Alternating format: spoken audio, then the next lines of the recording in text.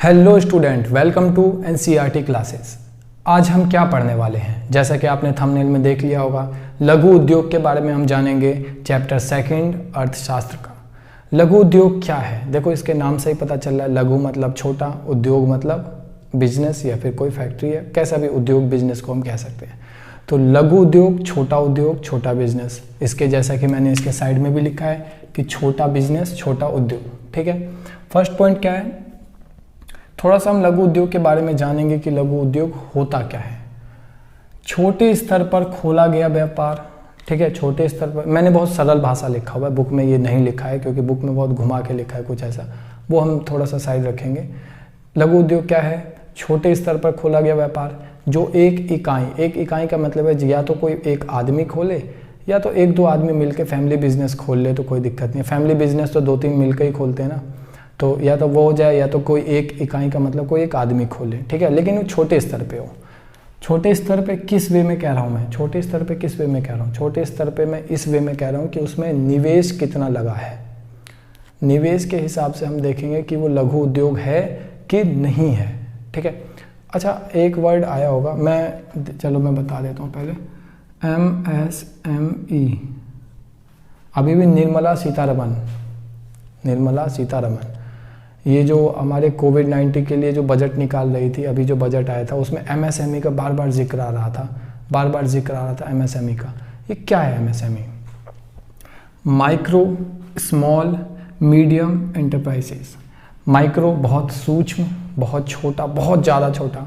Small मतलब छोटा या लघु। मीडियम थोड़ा सा, सबसे छोटा, उससे बड़ा। मीडियम थोड़ा उससे बड़ा। ठीक है, ये तीन तरह के हैं। सरकार इनको बहुत हेल्प करती है, हम आगे पढ़ेंगे ये चीज़। लेकिन मैं बता दूं कि अभी के डाटा के हिसाब से, पहले हम थोड़ा बुक का डाटा पढ़ लेते हैं कि बुक में क्या लिखा है।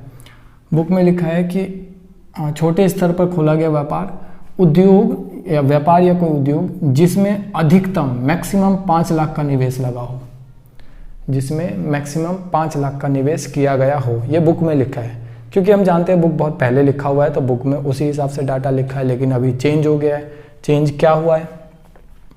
माइक्रो के लिए सूक्ष्म, हम देखो हमारा जो मेन मोटिव है इसको पढ़ना, क्योंकि यही हम पढ़ रहे हैं अभी, स्मॉल वाला। लेकिन मैं तीनों बता देता हूँ। माइक्रो के लिए क्या है? 25 लाख से कम।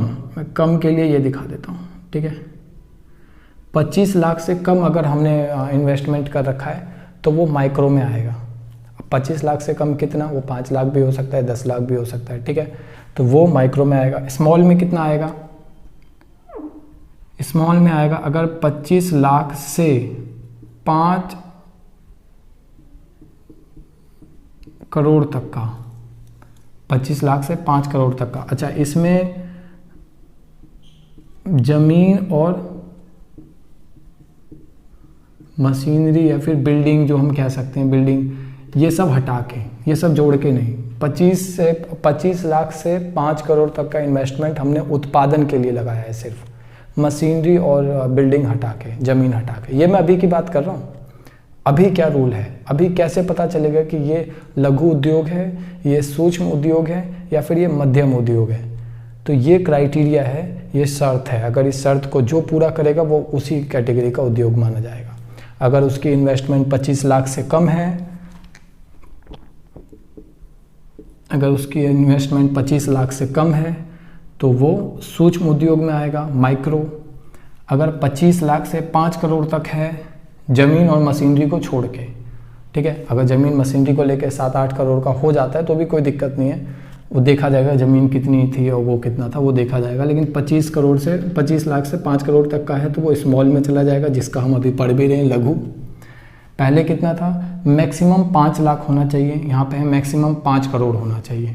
ठीक है, अच्छा 5 लाख से 1 करोड़ तक का दे रखा था कि 5 लाख से मैक्सिमम 1 करोड़ तक होना चाहिए।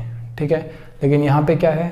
25 लाख से 5 करोड़ तक होना चाहिए। ये आज का डाटा है, ये प्रेजेंट की बात है। ठीक है, और मीडियम का क्या होता है? 5 करोड़ से 10 करोड़।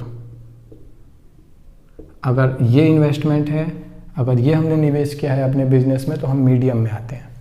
ठीक है, तो ये इनका क्राइटेरिया था, ये इनकी शर्त थी। हम जिस शर्त में फुलफिल करते हैं, जिस शर्त में हम रहते हैं, उस हिसाब से हमारे बिजनेस का नाम पड़ेगा लघु उद्योग, सूक्ष्म उद्योग या मध्यम उद्योग। ठीक है, उस टाइम के क्राइटेरिया के हिसाब से मैक्सिमम 5 लाख होना चाहिए, ठीक है। तो नेक्स्ट देखते हैं 1955 में ग्राम तथा लघु उद्योग, 1995 की बात कर रहा है, वो 55 की बात कर रहा है कि ग्राम तथा लघु उद्योग समिति, जिसे करवे समिति भी कहते थे, ठीक है। ग्राम उद्योग या फिर लघु उद्योग या फिर करवे उद्योग, करवे समिति, ग्राम उद्योग समिति, लघु उद्योग समिति या करवे समिति, तीनों एक ही चीज़ है। ये होता कब था? 1955 में होता था। 1955 में ग्राम उद्योग समिति और दूसरा क्या था? लघु उद्योग, हाँ, दूसरा लघु उद्योग समिति, ये दोनों एक ही थी और यही बाद में करवे समिति भी बनाया गया, ठीक है। नेक्स्ट है, नाम है इसका, याद कर सकते हो आप, करवे समिति क्या था, पूछा जा सकता है, अच्छा क्वेश्चन है। करवे समिति, नाम भी बहुत उल्टा पुल्टा है, करवे, कोई मतलब नहीं है इस नाम का, तो उल्टे पुल्टे नाम तो वैसे भी पूछे जाते हैं। तो आप करवे समिति का देख सकते हैं कि 1955 में ग्राम उद्योग समिति और लघु उद्योग समिति को ही करवे समिति बोला गया, ठीक है। ग्राम विकास के लिए लघु उद्योग का उपयोग किया गया। ग्राम विकास कहने का मतलब है, आप हिंट ले सकते हैं, ग्राम विकास मतलब गांव का विकास। गांव कहने का मतलब मेरा क्या है? ऐसी जगह जहां विकास की बहुत ज़्यादा ज़रूरत है, जहां पे डेवलपमेंट बहुत ज़्यादा ज़रूरत है, जिसकी ज़्यादा नीड है। ऐसी जगह जहां डेवलपमेंट बिल्कुल नहीं हुआ इससे पहले, उस जगह को हम ग्राम कह सकते हैं, ठीक है। तो ग्राम विकास मतलब ऐसी जगह का विकास करने के लिए लघु उद्योग को एक चाबी की तरह देखा गया, की फैक्टर की तरह देखा गया, उनको यूज़ किया गया। देखो क्या होता है ना कि हर कोई बिजनेस करना चाहता है, सरकार भी चाहती है कि बिजनेस ऐसी जगह पे हो जहाँ पे हमारा कम थोड़ा मेहनत लगे। अगर और एक चीज़ हमने और देखा है, लघु उद्योग में क्या होता है, लघु उद्योग में निवेश कम लग रहा है।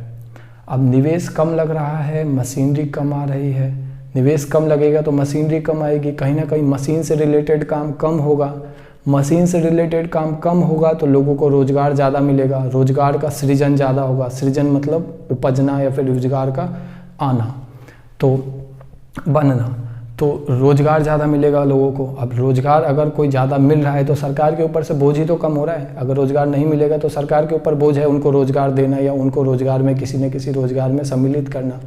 लेकिन अगर कोई उद्योग उनको रोज़गार दे देता है तो सरकार के ऊपर से बोझ कम होगा, है ना। तो सरकार भी यही चाहती है कि लघु उद्योग ज़्यादा से ज़्यादा बढ़े, सूक्ष्म उद्योग या फिर मध्यम उद्योग या ये ज़्यादा से ज़्यादा बढ़े, ठीक है। इसके लिए सरकार बाकायदा प्रोत्साहन भी देती है। प्रोत्साहन क्यों देती है कि अगर आप ग्राम विकास मतलब गांव जैसे क्षेत्र में जहां विकास की बहुत ज़्यादा ज़रूरत है, वहां लघु उद्योग का उपयोग करते हैं, मतलब लघु उद्योग अपना खोलते हैं, तो आपको बहुत तरीके की छूट दी जाएगी, बहुत तरीके का रिबेट दिया जाएगा। वो बहुत तरीके की रिबेट हम अभी देखेंगे। अच्छा, एक चीज़ और, लघु उद्योग बहुत छोटे होते हैं और कुछ उद्योग तो बहुत बड़े होते हैं जिनका अरबों में या फिर करोड़ों में जिनकी निवेश होते हैं। तो बड़े वाले उद्योग तो छोटे वाले उद्योग को खा लेंगे ना। खा लेंगे कहने का मतलब दबा के रखेंगे या फिर उनको बढ़ने नहीं देंगे या उनको अच्छे से काम नहीं करने देंगे, बाज़ार में खुला नहीं रहने देंगे, उनको दबा के रखेंगे हमेशा। तो इसके लिए क्या करती है सरकार, उनकी रक्षा करती है बड़े उद्योगों से, ताकि उनसे कंपटीशन ना करना पड़े, क्योंकि ये तो छोटे हैं पहले से, ये पहले से छोटे हैं और वो बड़े हैं, तो कंपटीशन तो वैसे भी नहीं हो सकता ना, इनके बीच में प्रतिस्पर्धा कैसे हो सकती है। तो सरकार क्या करती है, छोटे उद्योगों को, लघु उद्योगों को बचा के रखती है बड़े उद्योगों से, ठीक है। ये भी कहीं ना कहीं क्या है, एक छूट है। छूट कहने का मतलब कि आपको प्रतिस्पर्धा सामना नहीं करना पड़ रहा है, सरकार ने आपकी रक्षा कर रखी है, सरकार ने आपको बड़े उद्योगों से बचा के रखा हुआ है। तो ये भी कहीं ना कहीं एक फ़ायदेमंद की चीज़ है लघु उद्योग के लिए। लघु उद्योग अधिक रोजगार का सृजन करता है, जैसे कि हमने अभी पढ़ लिया, लघु उद्योग में रोजगार बहुत ज़्यादा मिलता है, ठीक है। और मतलब भी देख लिया क्यों मिलेगा रोजगार, क्योंकि कैपिटल कम लगा है तो जाहिर सी बात है मशीनरी कम होगी, मशीनरी कम होगी तो लोग ज़्यादा काम करेंगे, लोग ज़्यादा रोजगार मिलेगा।